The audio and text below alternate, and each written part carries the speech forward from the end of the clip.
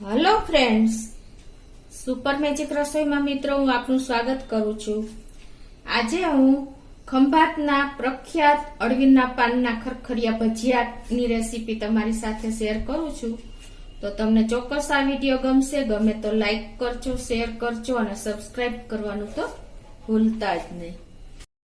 આ અળવીના પાનના ખરખરિયા ભજીયા મિત્રો વરસાદમાં ખાવાની બહુ મજા આવે છે, તો આજે તમે એન્ડ સુધી વિડીયો સાથે જોડાયેલા રહેજો। તો પહેલા તો આપણે ભજીયા સાથે ખવાતી કઢી બનાવશું। એના માટે મેં અત્યારે 1 ટેબલ સ્પૂન દહીં લઉં છું। ખાટું દહીં લેવાનું છે। એમાં 1/8 કપ જેટલું આપણે બેસન નાખશું। 1/8 ટીસ્પૂન આપણે લાલ મરચું નાખશું। 1/8 ટીસ્પૂન હળદર અને અડધી ટીસ્પૂન જેવું આપણે મીઠું નાખશું।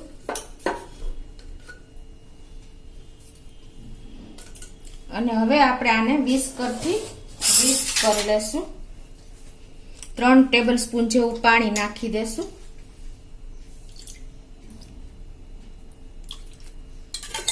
અને લમ્સ ન પડે ને એ રીતે આપણે એને મિક્સ કરવાનું છે, થોડું પાણી પહેલા નાખીને।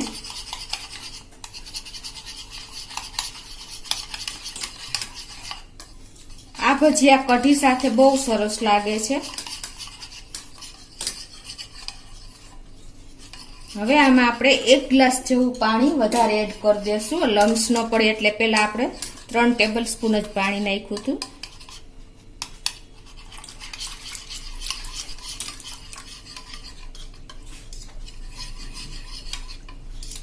આ રીતે જો આપણે 1 ગ્લાસ પાણી નાખીને એકદમ સરસ કઢી માટેનું લિક્વિડ તૈયાર કરી લીધું છે। હવે આપણે ગેસ ઓન કરીને એમાં 2 ટીસ્પૂન જેવું તેલ મૂકી દેશું।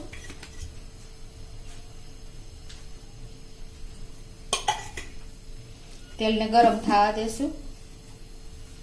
તો આપણું તેલ પણ ગરમ થઈ ગયું છે, તો વઘાર કરશું આપણે। એમાં અડધી ટીસ્પૂન રાઈ નાખશું, અડધી ટીસ્પૂન આખા ધાણા નાખશું અને 1 મરચાના 2 કટકા લાલ સૂકા મરચાના કર્યા છે એ નાખી દેશું। 5 થી 6 લીમડાના પત્તા નાખી દેશું અને 1/4 ટીસ્પૂન આપણે હિંગ નાખી દેશું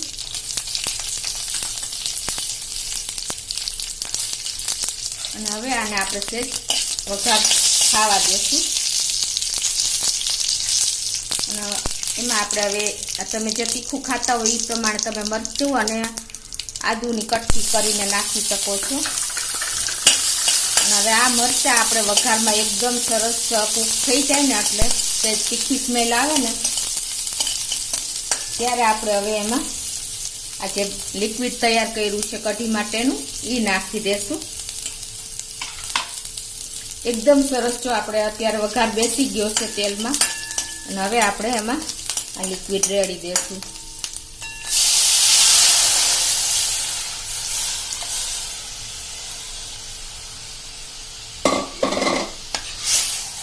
હવે આ બધું આપણે મિક્સ કરીને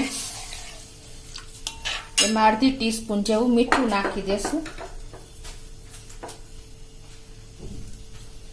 અને 2 ટીસ્પૂન જેવી આપણે ખાંડ નાખી દેશું, કેમ કે આ કઢી સેજ ગળ ચટ્ટી હોય છે એટલે ભજીયા સાથે બહુ સરસ લાગે છે।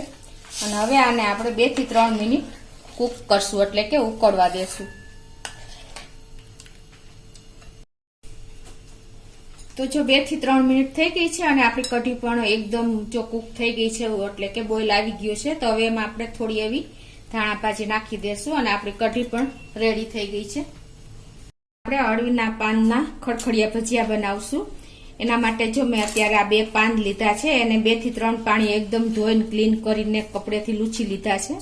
હવે એને આપણે આ રીતે નસું કાઢીને એને કટિંગ કરવાના છે ભજીયા બનાવવા માટે। તો આપણે પહેલા તો જો આ રીતે એને કટ કરી લેશું।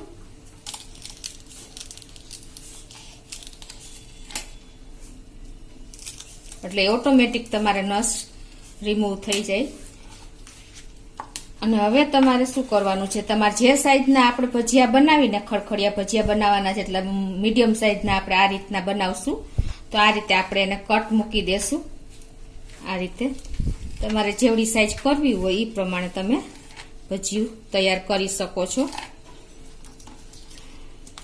આ રીતે આપણે બધા પાનને કટ કરી લેશું.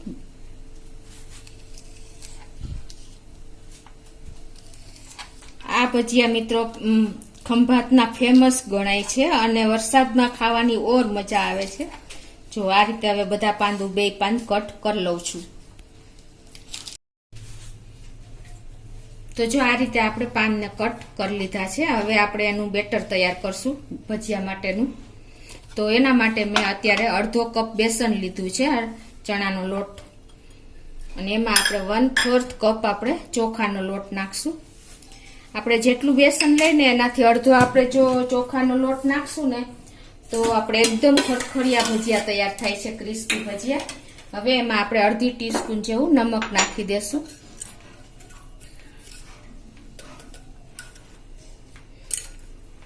અને 1/8 ટીસ્પૂન આપણે હળદર નાખશું. 1/8 ટીસ્પૂન આપણે લાલ મરચું નાખશું. અને 1 ટીસ્પૂન જેવો આપણે અજમો નાખી દેશું.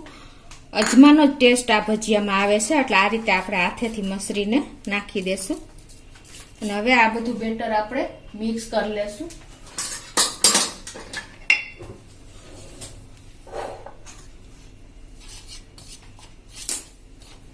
તો આ રીતે મિક્સ કર્યા પછી આમાં આપણે 1/4 જેટલું કપ જેટલું જ પાણી નાખીને પેલા એકદમ સરસ બેટર તૈયાર કરી લેશું, એટલે લમ્સ ન પડે.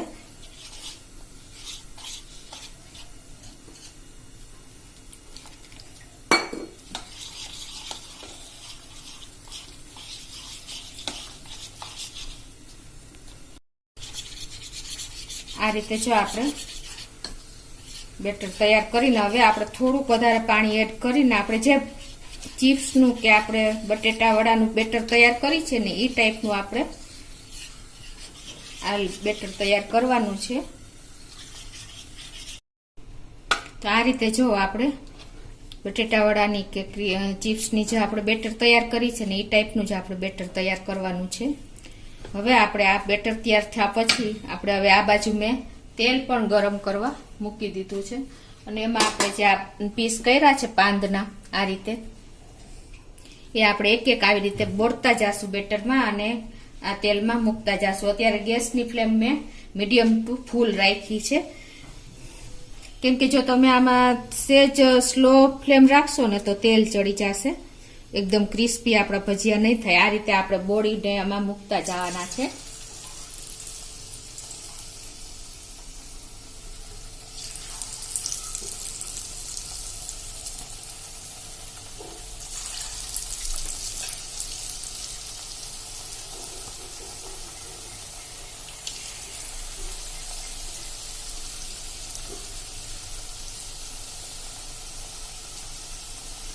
આ રીતે આપણે તેલમાં બહુ વધારે નથી મૂકવાના, નહીં તો તેલ ઠંડુ થઈ જાય.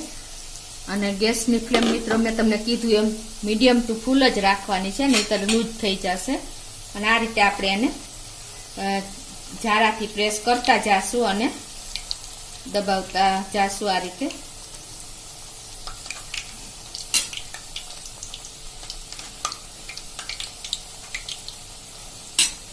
જો આપણા બધા ભજીયા પણ ફૂલે છે, તમને ખ્યાલ આવી ગયો હશે.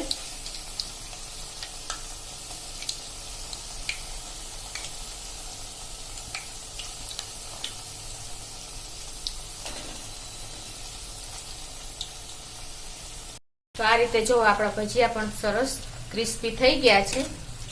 તમે આ રીતે પ્રેસ કરતા કરતા તરશો ને એટલે એકદમ સરસ ક્રિસ્પી તૈયાર થઈ જાય છે, કેમ કે આપણું બેટર એકદમ થીન રાખ્યું છે, એટલે કે પતલું જ છે. તો હવે આપણે એને એક પ્લેટમાં લઈ લેશું.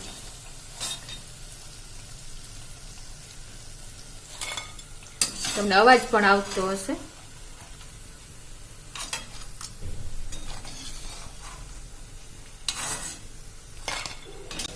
જો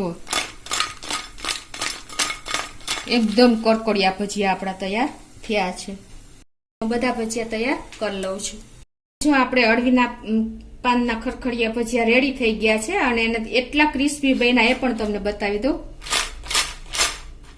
જો મિત્રો કેટલા ક્રિસ્પી અને એકદમ કુરકુરિયા બન્યા છે. તો આ રીતે આપણે ભજીયા સાથે જે ખવાતી કઢી પણ હું તમને સર્વ કરીને બતાવી દઉં. આ રીતે આપણે આ કઢી એકદમ થીક હોય છે જો.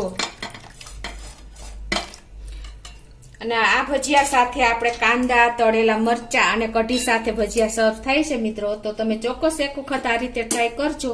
અને તમને મારો વિડીયો ગમે તો લાઈક કરજો, શેર કરજો અને સબસ્ક્રાઈબ કરવાનું તો ભૂલતા જ નહીં.